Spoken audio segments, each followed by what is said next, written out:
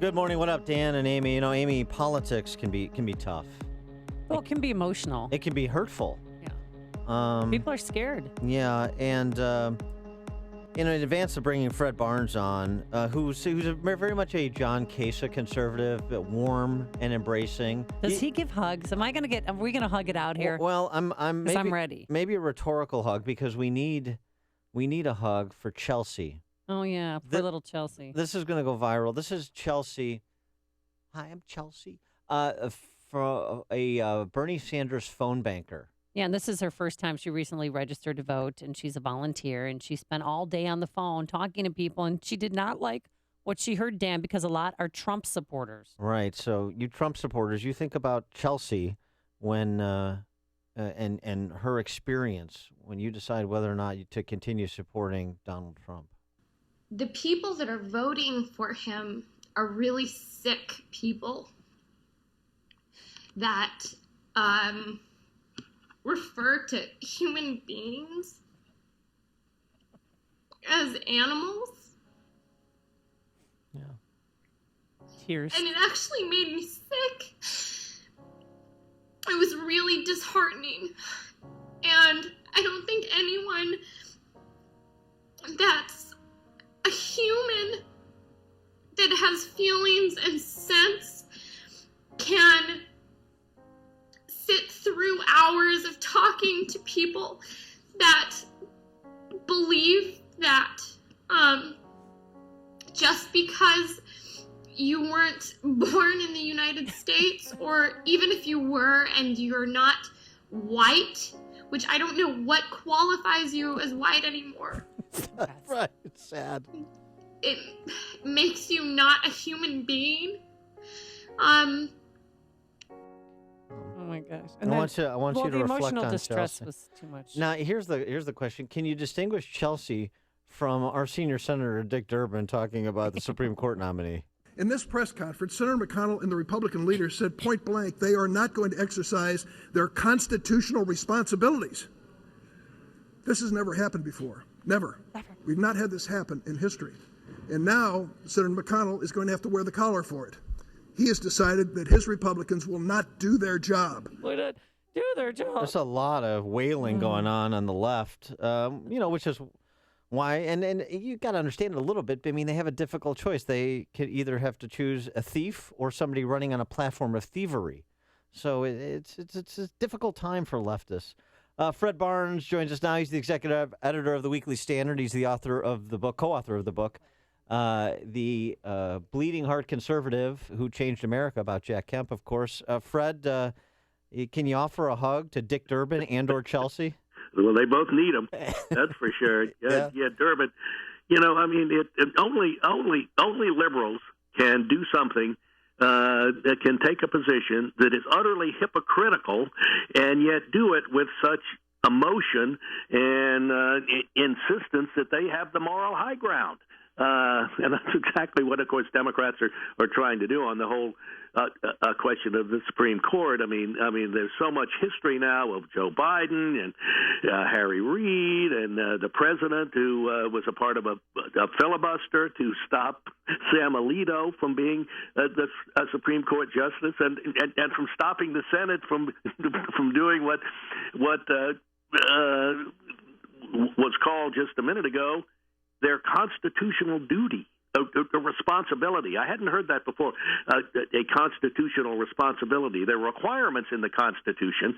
It hasn't listed things that are responsibilities. Well, right, and to that point, of course, Fred, you know from Chuck Schumer that what anybody has said or done in the past is irrelevant today. Yeah. He wishes. Look, this is going to be something that I think McConnell is going to be able to carry out with very few defections. Of course, he's gotten one from Illinois so far, but I don't think that's going to make much difference. And Susan Collins, the senator from Maine, has complained about it. But most Republicans are for this. Certainly the Republican base is for it. Certainly everybody I talk to who may not consider themselves in the Republican base is for exactly the strategy that Mitch McConnell has adopted. Well, I think it's the right one. Why do you think Susan Collins and our Senator Mark Kirk would go out on a limb and defy the party and not not fall in rank and be behind Mitch McConnell? Well, I think for different reasons. Obviously, Kirk is in a very tough re-election fight, and it will do anything that might help him. I don't think this helps much, and this is basically a freebie for him because he can do this, and it's not going to change what the Republican strategy is and what McConnell has announced. Now, Susan Collins she's probably, now that Olympia Snow's gone, probably the most liberal member of the Republican Senate, and she probably is being very sincere. But again, it's not going to affect what happens. Speaking of affecting what happens, does Marco Rubio's continued prosecution of the argument, when the field winnows and it's a two-man race, that's when I really start to make my chops against Donald Trump. By the time that happens, Donald Trump is going to be nearing a 1,200 electoral to 1,200 delegates, I should say. Yeah, he's very close after Nevada last night, where he broke the 40% barrier, got 46% of the vote. Remember, that was supposed to be his ceiling, 40%, because he hadn't gotten over that in Iowa, New Hampshire, or South Carolina. Now he did in Nevada.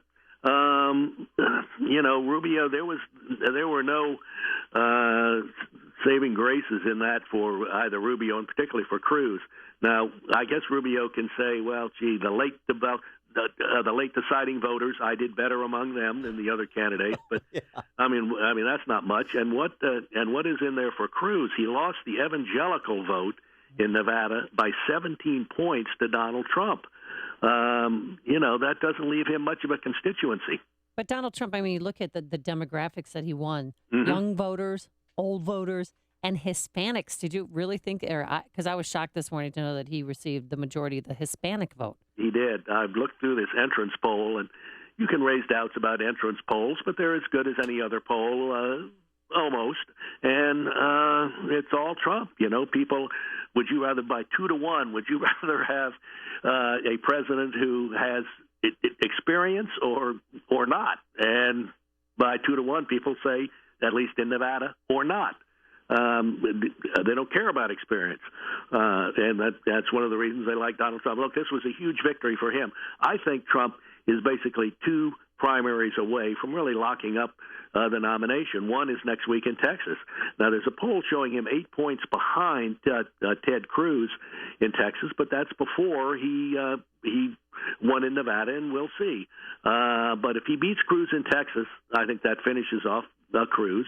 And then we get to Florida on March 15th. If he can defeat Rubio there, well, then I don't know what Rubio says after that.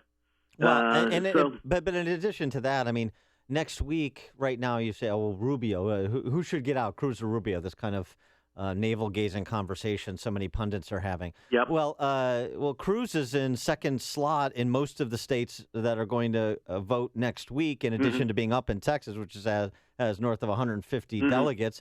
And so why should I get out? And then, you go to March 15th, and maybe Rubio performs a little bit better than Cruz. So why should he get out? And this prisoner's dilemma game between them goes on while Trump continues to pile up victories. Yeah, well, look, exactly. Second doesn't do much for you, but if he wins in Texas, if Cruz wins in Texas, I think that'll be enough for him to argue that I'm staying in. And where's Rubio going to win? He's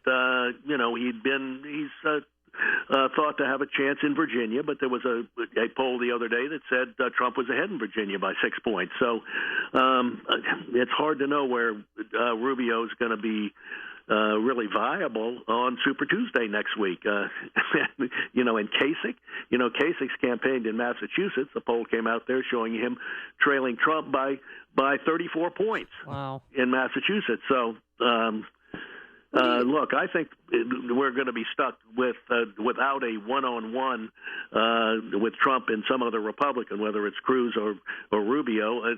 My preference would be for Rubio because I believe he has a chance of winning the general election in November, and I don't believe Trump does, and I think Ted Cruz would have great difficulty. What do you think the possibility is that Donald Trump would choose Marco Rubio as a running mate?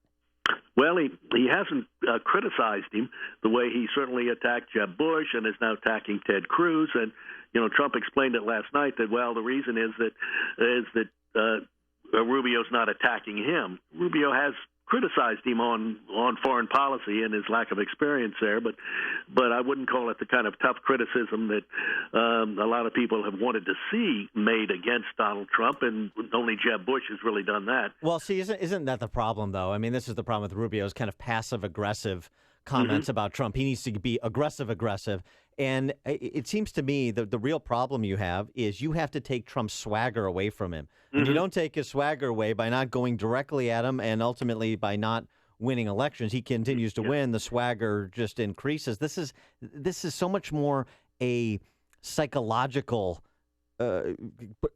process right now to me, or a psychological dynamic within the primary electorate than it is a substantive one. And it doesn't seem like Cruz and Rubio get that. Jeb Bush tried to go after Trump's swagger. That didn't work. Cruz maybe a little bit, and that hasn't worked.